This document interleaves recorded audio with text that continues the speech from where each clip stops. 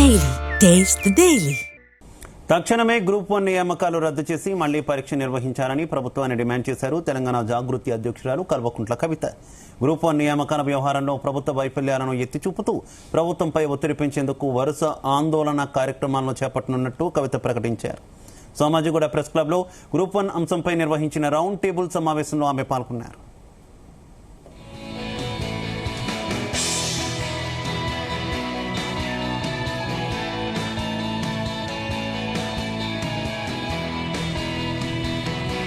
ఈ నెల 15న division bench వెలువరించబోయే తీర్పు విద్యార్థుల భవిష్యత్తును నిర్ణయిస్తుందన్నారు కవిత. అందుకే ఆ రోజు వరకు ప్రభుత్వంపై ఒత్తిడి కొనసాగించేందుకు వివిధ కార్యక్రమాలను రూపొందించినట్టు ఆమె స్పష్టం చేశారు. విద్యార్థి అమరవీరుల సాక్షిగా తమ పోరాటాన్ని నిన్ననే ప్రారంభించామని ఆమె గుర్తు చేశారు.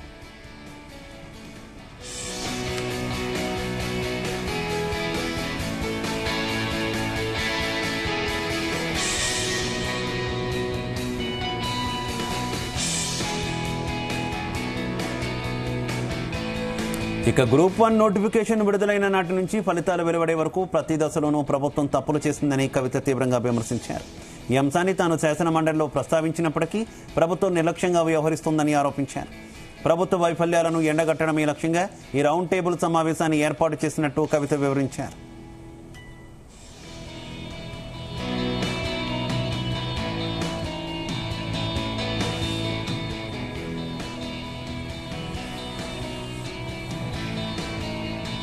ఇక ప్రస్తుతం చేపట్టిన నియామకాలను వెంటనే రద్దు చేసి మళ్లీ పరీక్ష నిర్వహించాలని ప్రభుత్వం నుంచి ఆశిస్తున్నట్టు కవిత తెలిపారు. మీడియా, సోషల్ మీడియా ఒత్తిడితోనైనా ప్రభుత్వం స్పందించి సరైన నిర్ణయం తీసుకోవాలని ఆమె అన్నారు.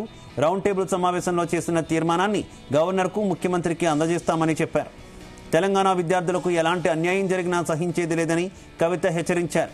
అభ్యర్థులకు తమ సంస్థ జాగృతి ఎల్లప్పుడూ అండగా నిలుస్తుందని ఆమె భరోసా ఇచ్చారు.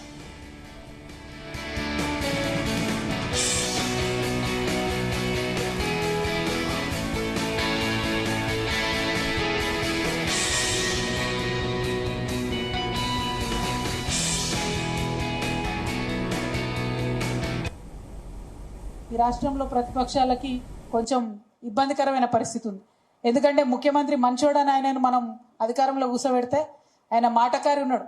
పొద్దున్న లేస్తే సాయంత్రం దాకా ప్రతిపక్షాలను తిట్టుడు తప్పితే ఆయన ఏం పని చేస్తున్నాడని మాత్రం చెప్పేటటువంటి పరిస్థితి లేదు.